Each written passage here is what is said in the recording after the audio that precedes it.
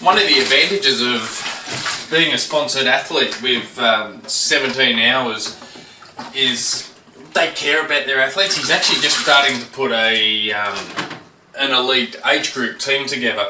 So I told him that I was decided to do Gold Coast Marathon, and so he said, "Oh, well, I'll get you a shirt made up." Seeing as at this stage I've only got myself the cycling kits from him, so he got the Unleash the Beast t-shirt made up. So it's basically the exact same as my Unleash the Beast cycling shirt, but a singlet. And there's pockets at the end, at the back, so I can chuck in my gels tonight.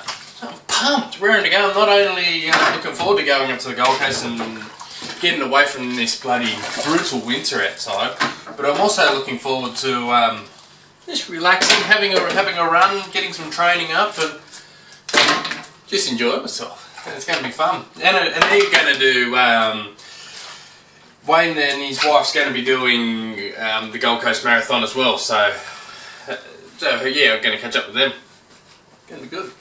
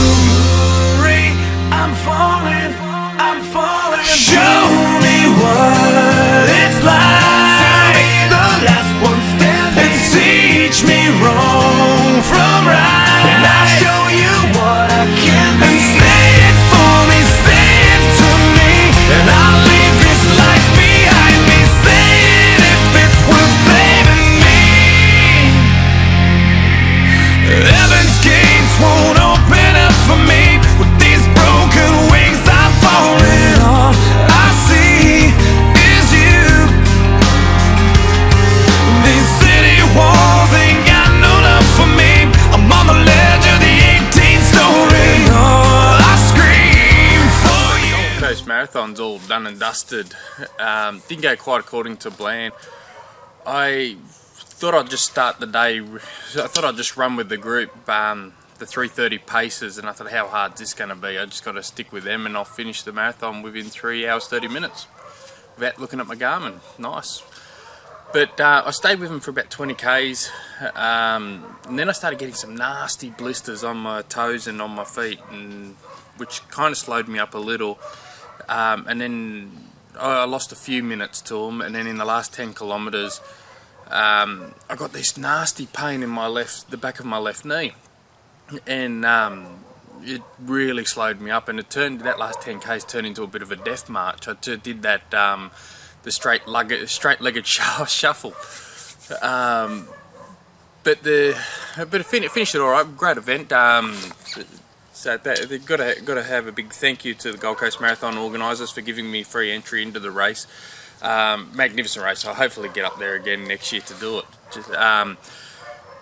But the days after, my knee was so sore that I was kind of forced to take painkillers just to take the edge off the pain. My muscles, they were fatigued, but they were okay. But my left knee, I was hobbling around SeaWorld the next day, and my mother-in-law felt sorry for me and said, "Do you want some painkillers?" And I said, No, I'll be right. And about an hour later, I go, "Oh yeah, I'll take a half of one." And so she gave me a half one. It just took the edge off, and so I had to have a couple of days with minimal painkillers just to handle the pain.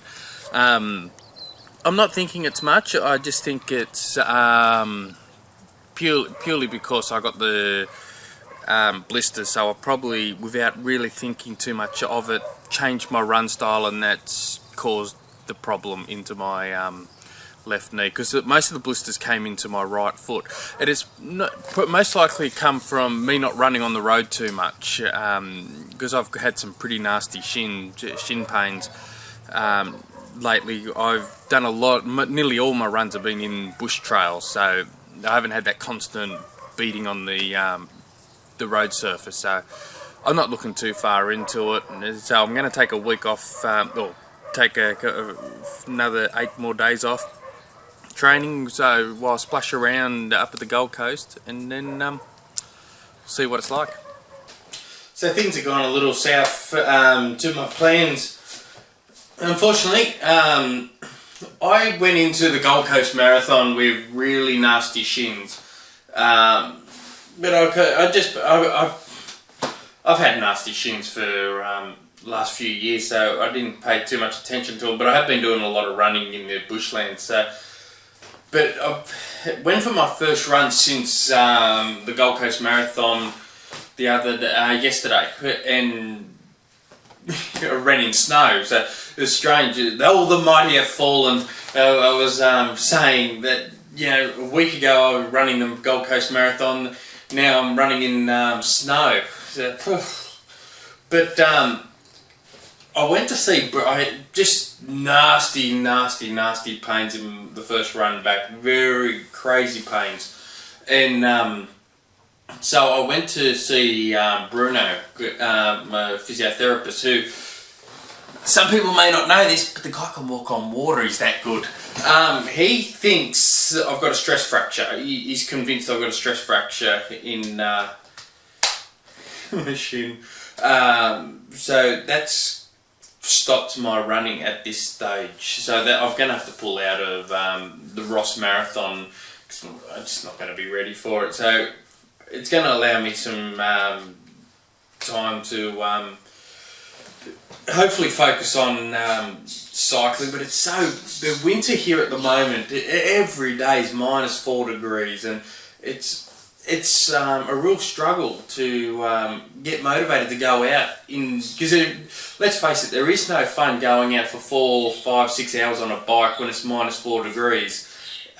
It's very satisfying, but there's no enjoyment. But the satisfaction only comes after, when you can get some feeling back into your toes. But yeah, so he's treating me. We're doing I've got, what are they called, an ultrasound, so I'm ultrasounding I'm doing both shins because both are sore, but the believed stress fracture is in in my right foot, in my right leg. With my pain in my back of my left knee, I felt something in that run, but very, very minor. So we're treating that as well with, he's using dry needling. So he's going deep into the knee with dry needling and around, just to see how that works. But we're more focusing on my stress fracture at the moment. Not good, but yeah. Still got a bit of time until the first race. So I'm still pretty motivated, and hopefully the motivation's going to carry me through to these bloody cold mornings. We'll see.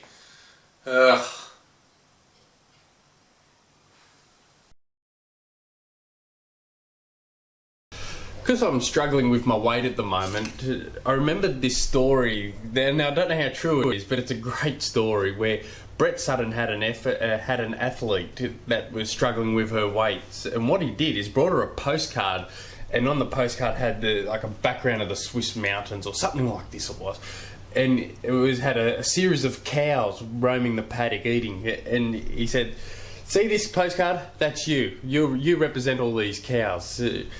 For every time I feel that you're losing weight, I'm going to cut a cow out, and every time, and the moment all those cows are gone is you're at race weight."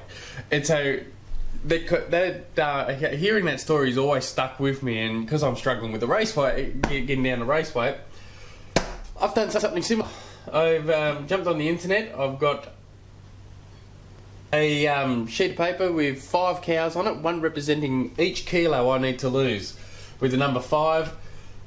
My daughter has so very nicely coloured it all in for me. And so after every kilo, I'm going to cut one cow out until there's no cows there, and I'm going to be a race weight.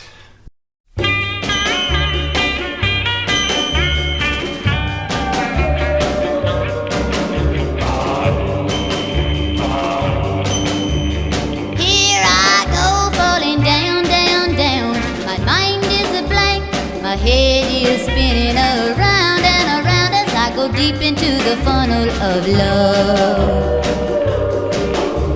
It's such a crazy, crazy feeling. I get weak in the knees. My poor old head is a-reeling as I go deep into the funnel of love.